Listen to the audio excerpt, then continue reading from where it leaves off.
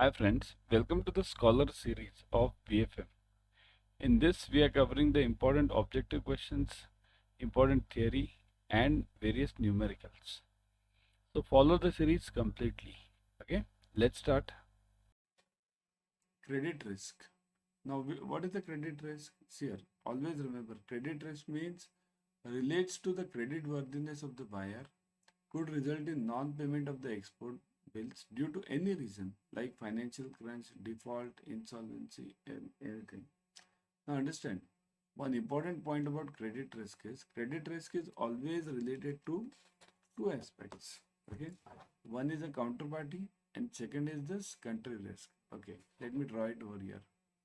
Credit risk will always relate to two parts. Okay, one is country risk, country, and second is counterparty risk,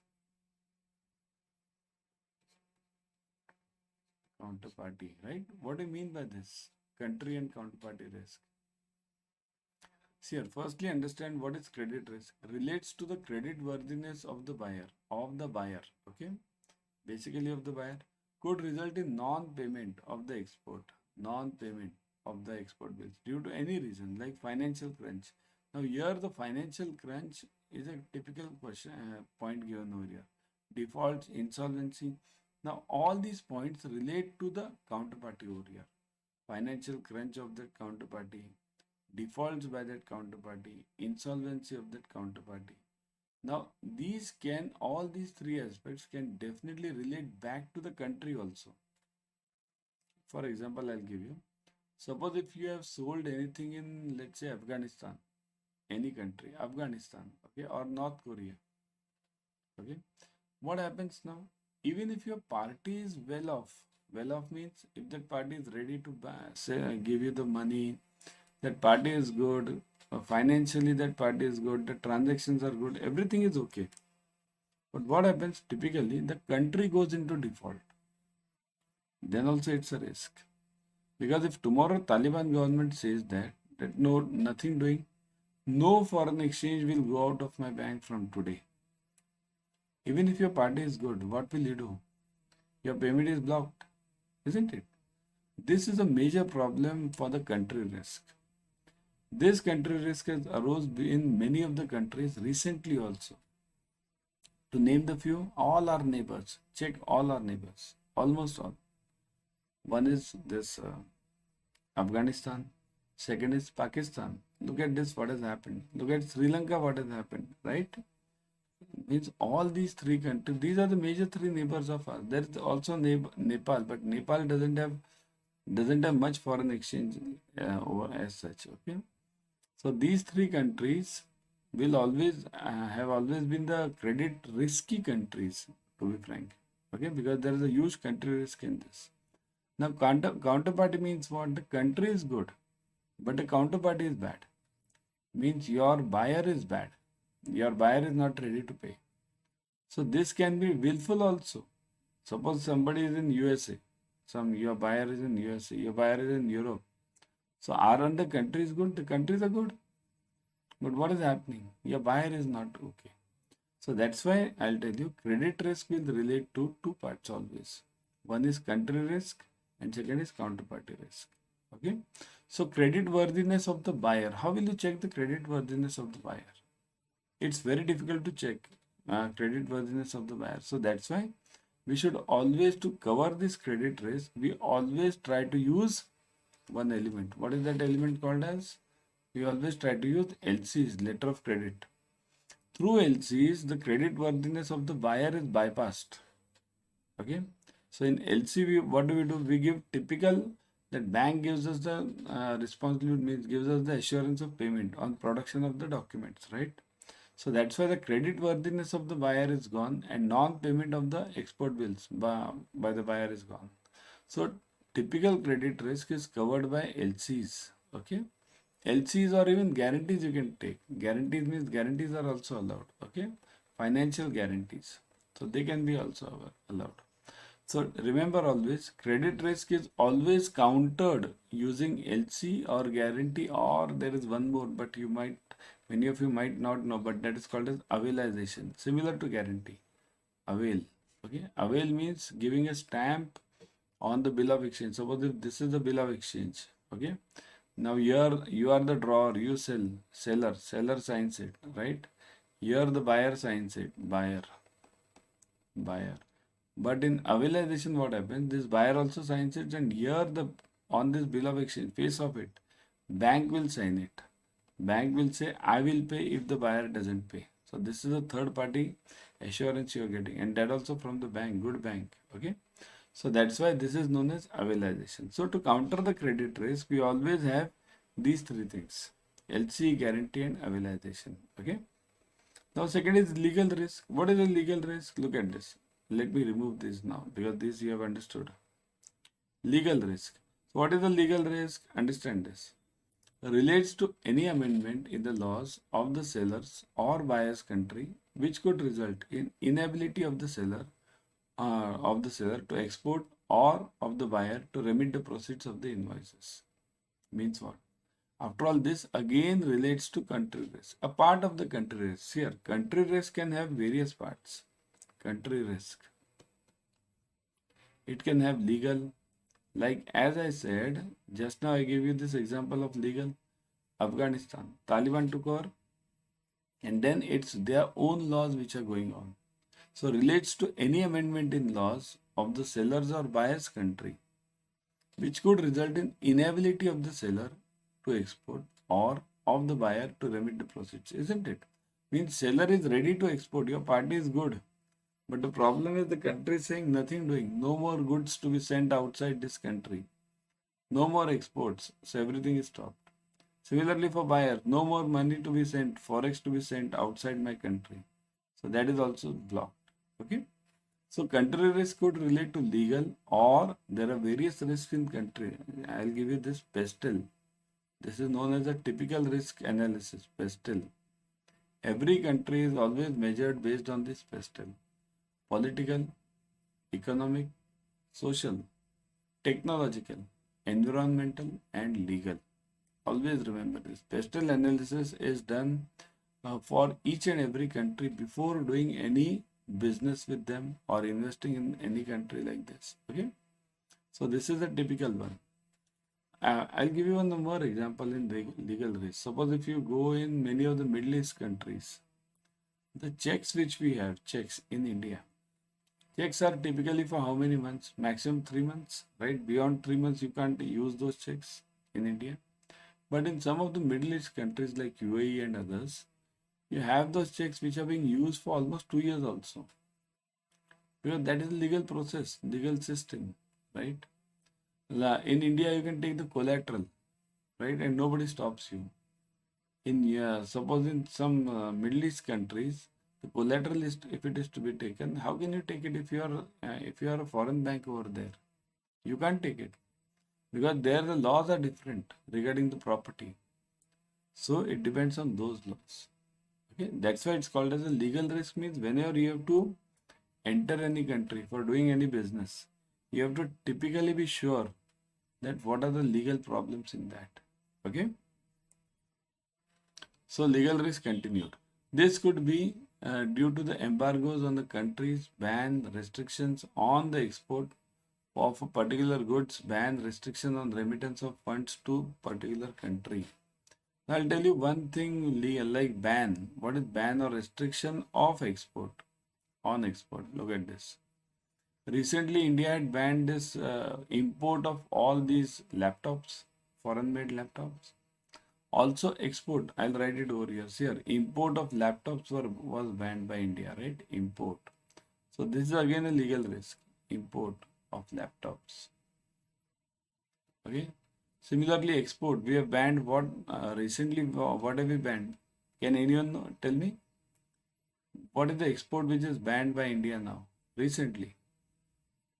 Rice, correct. Rice is banned. Second, wheat is banned. Wheat. Okay, wheat is banned. Then third, what is banned? What is India banned? Many of the things are there. Onions have been banned now. Onions. These have been banned. So these are typical bans which arise within that country, which the country gives these bans. So embargoes means stoppages on the countries. Ban restrictions on export of a particular goods, ban restriction on remittance of funds. Okay. So funds transfer, like I gave you the example of Taliban, right? So these are typical examples of legal risk. Everyone subscribe to Officers Adda 24/7 YouTube channel. In this channel, you will get the latest updates from IIBF explained.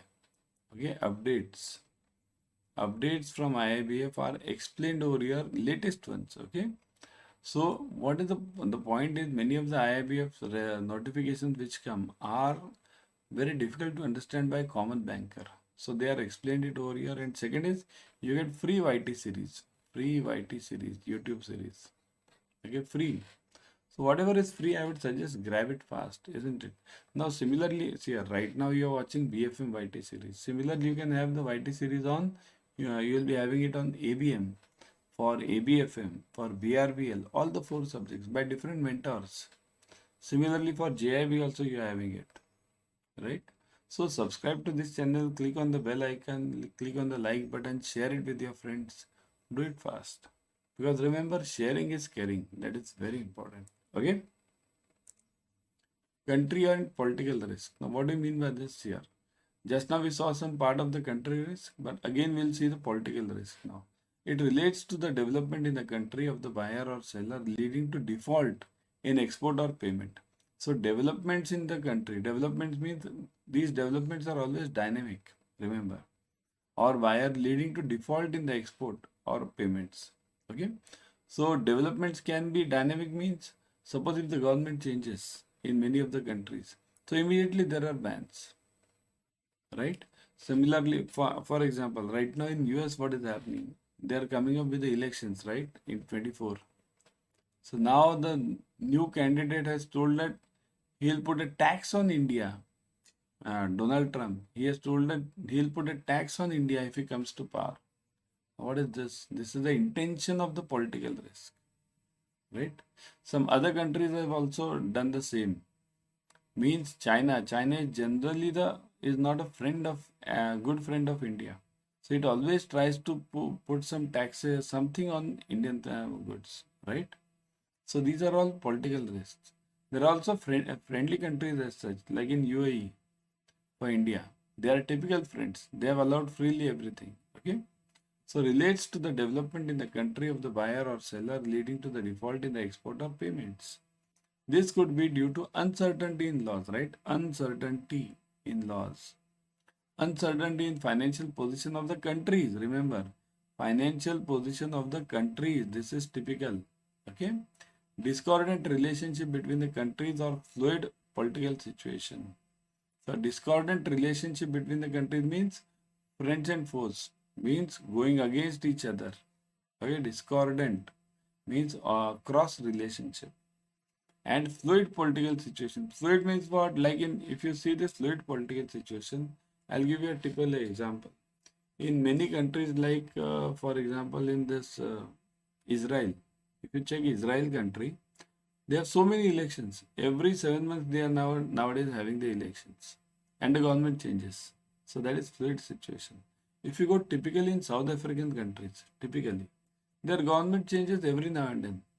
So that is fluid political situation. Okay. So fluid means what? Very fragile political situation, right? So developments, uncertainties in law, financial position of the countries, and discordant relationships. These are the typical risks. Okay, let me come to few more. Countries' weak forex reserves position could lead to the shortage of foreign exchange or inability to buy foreign exchange, resulting in externalization issues. Now, this is a typical and this needs explanation. Weak forex reserves. Okay. Okay, just tell me one thing. We'll compare. We are neighbors over here, India and Pakistan. We'll compare India and Pakistan. Okay. So now, India will say Bharat now. India is not India. We should say Bharat now, because how can a country have two names, isn't it? So Bharat. Okay. So now, let's say in Bharat, what happens? Countries weak forex reserves. Look at this point. Right now, what are the forex reserves of India? Anyone knows? Anyone idea? Any idea? It is 600 plus billion. 600 plus billion. Okay? 600 plus billion. What are the forex reserves of Pakistan? Roughly 7 to 8 billion. 7 to 8 billion. Where is 600? Where is 7 to 8? So this is known as weak forex reserves. World Bank says here every time World Bank has given, and in fact IMF has given a simple rule. IMF says that which country is stable country? Which country do we call it as stable country? The stable country definition they have given, any country whose forex reserves are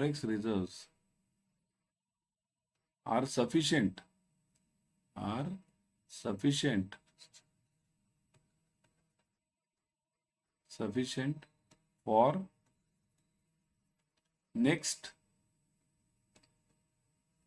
9 months for imports. So that country is called as stable. Okay. Now look at India's 600 plus billion reserves. Every year, every month, India requires around, this is what the general, whatever is found is, around 40 billion for imports. Every 40 billion per month. Okay. Now we multiply it by 9. 9 for the 36. So 360 billion we require for 9 months. Right now, how much are we having? 600 billion. So we are much more than the stable. We have a best rating. That's why India is having nowadays, and this rating is very high for India. Okay, and it is going up constantly. So important point always remember over here. Countries' weak forex reserves will always lead to shortage of the foreign exchange and inability to buy foreign exchange, resulting in externalization issues. Now look, if you look at the inflation, if you look at the typical inflation, then what happens? If you look at the inflation, okay, inflation in Pakistan has rose heavily.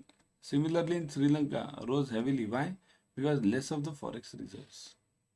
Okay, this less forex reserves always leads to high inflation. So this is a typical reason. Got it? So that's why any country's forex reserves will lead to a problems of inflation, political problems, legal problems, social problems. All these problems here. After all, it's money. If you don't have money, nothing can, means you can't play games with money. Either you have this money or you don't have the money, isn't it? Everyone download Adda 24/7 app on your mobile. In this app, you will be getting the premium study material, plus live classes, ebooks, tests, everything. Whatever you need, you will get it over here. Okay? Operational risk. Operational risk relates to operational issues at both ends or even at the supporting organization's place. Means, what do you mean by this? Both ends. What are the both ends? There is a typical here. Let's look at every export or import transaction. There is a typical exporter, right? From any country it is. Then second, we have typical importer. The one who buys, right? Importer. Now the in between, how will the goods over here should reach from the exporter to the importer, right? But how will they reach it? It reaches through supporting organization, means shipping company. So shipping company. Okay, shipping company. So this is known as the third party or shipping the supporting organization. Relates to the operational issues at both ends or even at the supporting organization's place. Means if the exporter is having some problem, then that exporter won't be able to ship the goods. If the importer is having the problem, the importer won't be able to give the funds, right? Funds back, because funds should be received from importer. So importer won't be able to give the funds, right? Then strikes at the seller's factory. So this can also happen, strikes at the seller's factory or even seller's raw material supplier's factory. So if some exporter is getting some raw material from somebody to prepare the goods, right? So somebody is supplier to this exporter also. So if there is a strike or some problem with that supplier, even then raw material will not be received. So exporter won't be able to export, manufacture and export.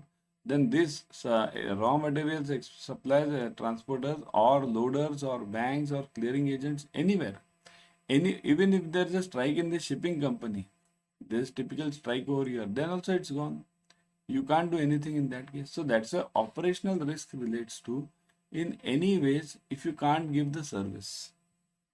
It can be due to strike, it can be due to dacoity, it can be due to terrorist attack, it can be due to floods, anything. Okay.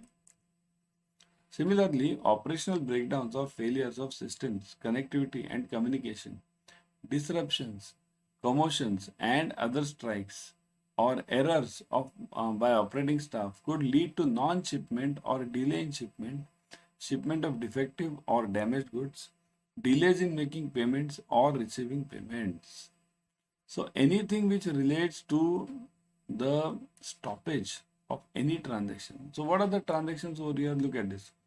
Failures of systems, connectivity, communication. So if there is no communication, how can you communicate with that guy in USA? Okay. Disruptions, commotions and other strikes, errors by operating staff. Errors by operating staff is also an important part.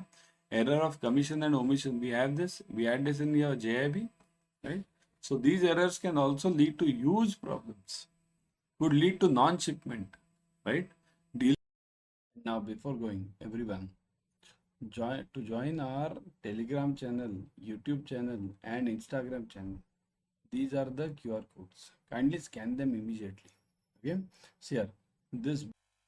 That was the YT series for you. Now before going, let me tell you, join the batches immediately. See here, all the numericals, objective questions, case studies, everything is covered in the batches. You can join the Mahapack also. Let me show you.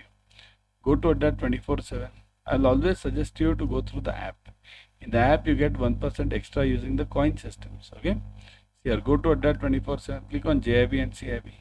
Click on CAIIB June 24. Here you will see the batches. Look at this. AIM batch.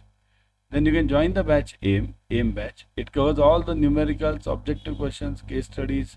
Click on this. Look at this. Ebooks, test series, online live classes, counseling, live recorded session, everything is available. Click on the ebooks. You get subject wise ebooks over here. Now if you click on each subject, you get module wise, chapter wise. See this, chapter wise, chapter 3, chapter 11, chapter 19. So you're getting chapter wise.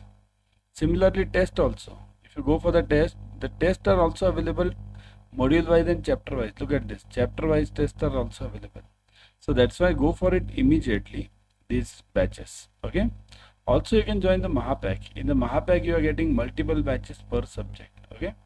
So that is also one important part. Multiple batches per subject. Okay. So join the Mahapack also. Anything here, you can join the batch, AIM batch or the Mahapack. Anything, but do join because exams are near. And use the code Y432. Remember, click on buy now. Put the code Y432. Y432 to get the maximum discounts. Just click on apply, click on continue and you will get the discounts. Okay. Whatever discounts are available, you can immediately avail because such offers don't come every now and then.